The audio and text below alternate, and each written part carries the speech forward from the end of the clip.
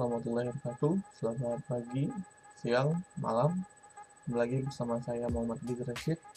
Pada kesempatan kali ini kita akan membahas tugas kelima tentang perancangan dashboard.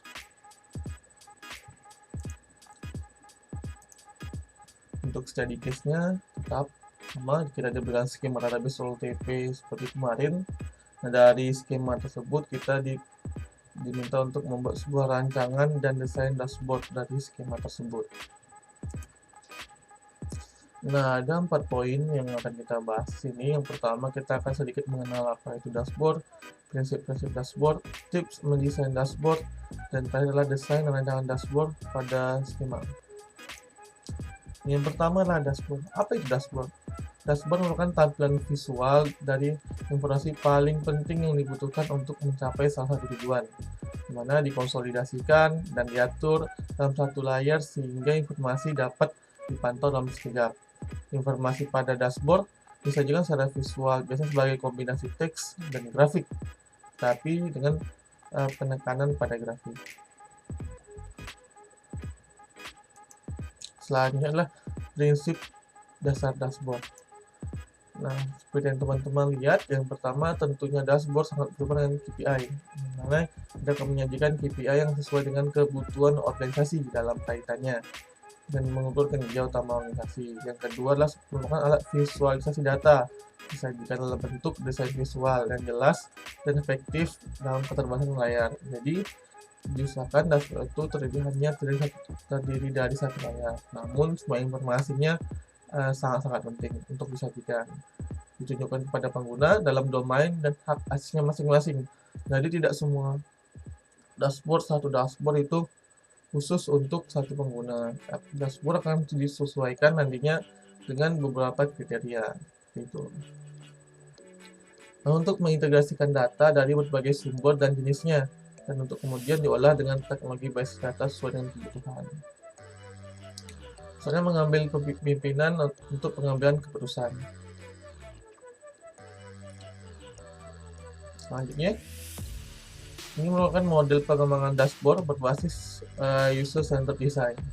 Nah, seperti teman-teman lihat, di mana ada 4 tahapan. Kita identifikasi kebutuhan, ada analisis dan perancangan, ada perancangan prototype, ada pengujian dan evaluasi, dan terakhir baru adalah tahap diimplementasi. Nah, untuk langkah-langkahnya teman-teman bisa lihat sendiri. Di sini terlihat ada info CSS dan KPI. Seperti itu teman-teman. Dan tidak langsung pada visualisasi, banyak rancangan-rancangan yang harus diperhatikan terlebih dahulu. Bahkan visualisasi baru bisa kita pikirkan pada kita masuk di proses perancangan prototype. Seperti itu. Nah, selanjutnya tips mendesain dashboard. Nah, untuk tips ini saya mengambil referensi dari Medium. Teman-teman bisa melihat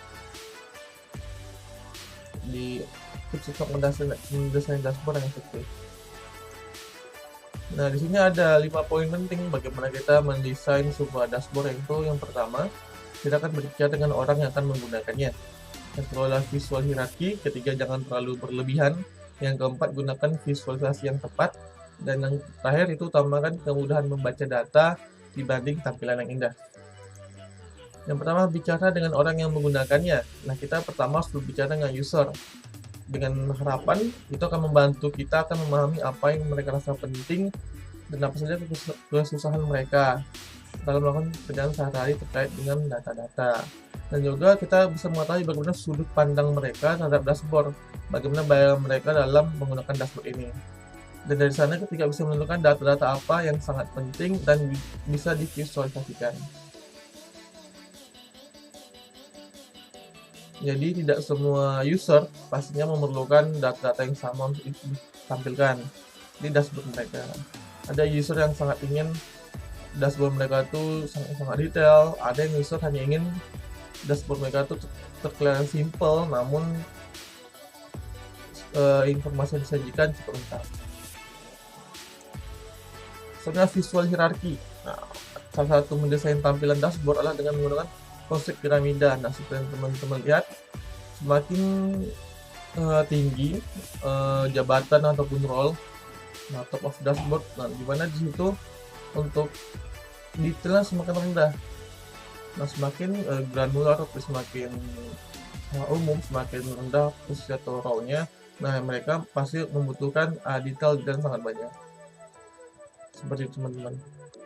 Selanjutnya, jangan terlalu berlebihan. Nah, tujuan dashboard seperti teman-teman adalah membuat user membuat keputusan secara tepat.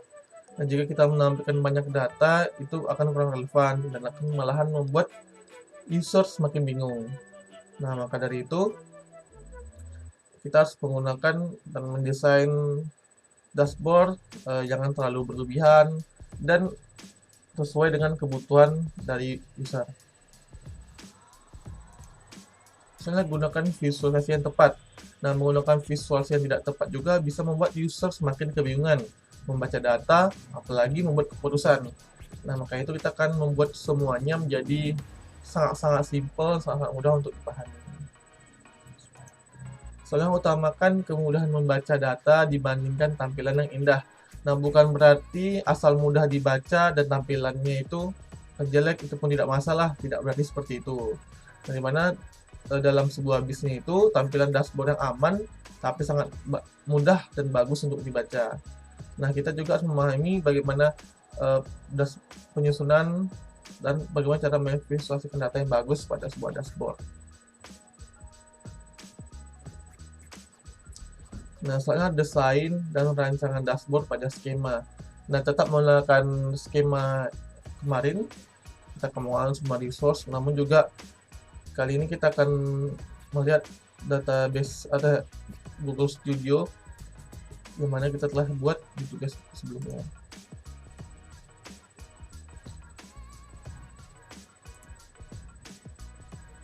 Nah, seperti teman-teman tahu, sebelum membuat rancangan dari dashboard, tentunya hal yang sangat utama kita membuat ataupun memiliki resource ataupun sumber datanya.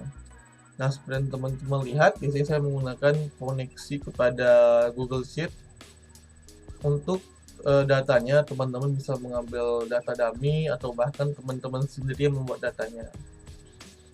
Nah, untuk data-datanya basic seperti nama, job title, department, start date, shift, overtime, metal status. Nah, seperti yang tadi setelah saya umumkan, tidak semua data di sini akan kita gunakan. Nah, kita akan menggunakan data-data yang sekiranya penting untuk kita visualisasikan. Dan juga di sini teman-temannya ada 4 buah tab sheet. Dan di sini juga kita tidak akan menggunakan keseluruhan, hanya yang kita anggap penting. Nah, kita akan lanjut kepada dashboardnya. Nah, kira-kira sepertilah tampilan dashboard yang telah saya bikin. Nah, untuk di bagian atas tentunya judul dari dashboard ini adalah human resource ataupun dashboard dari divisi HR-nya. Nah, untuk di atas ini saya mengambil hanya data dan sebuah kata.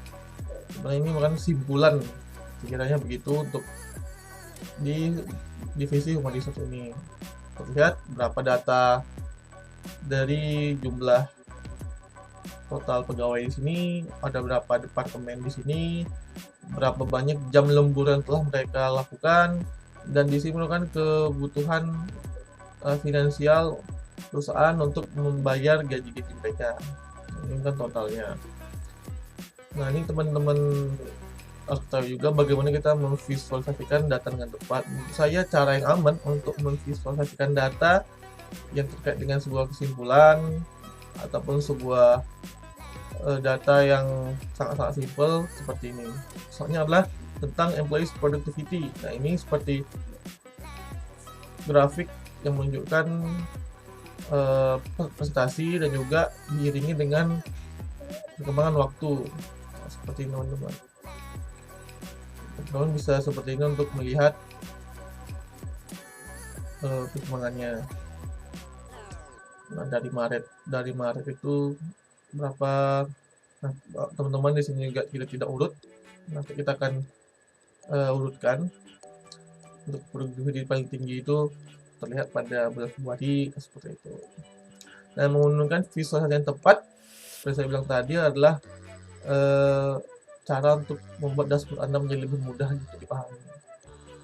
Nah, soalnya employee attendance seperti ini, itu saya bagi juga menjadi berdivisi, berdepartemen, seperti itu. Soalnya lah tentang employee detail. Untuk employee detail sendiri kita lihat bagaimana cara kita merepresentasikan, memvisualisasikan data-data tentang detail dari pegawai-pegawainya. Di sini ada diagram batang samping untuk melihat bagaimana ataupun berapa banyaknya employee pada sebuah divisi. Dan juga kita ada di sini pie chart digunakan untuk pembanding. Nah, seperti teman-teman, di sini ada rasio perbandingan antara pegawai laki-laki dan pegawai perempuan. Di bawahnya ada perbandingan ya nikah dan single. Di sini ada perbandingan asal dari ataupun kenegaraan dari pegawai, dan ada tentang employees recruitment, kebutuhan pegawai pada di masing-masing departemen. Seperti itu kurang lebih desain yang saya pilih dan saya bikin untuk skema human resource dashboard.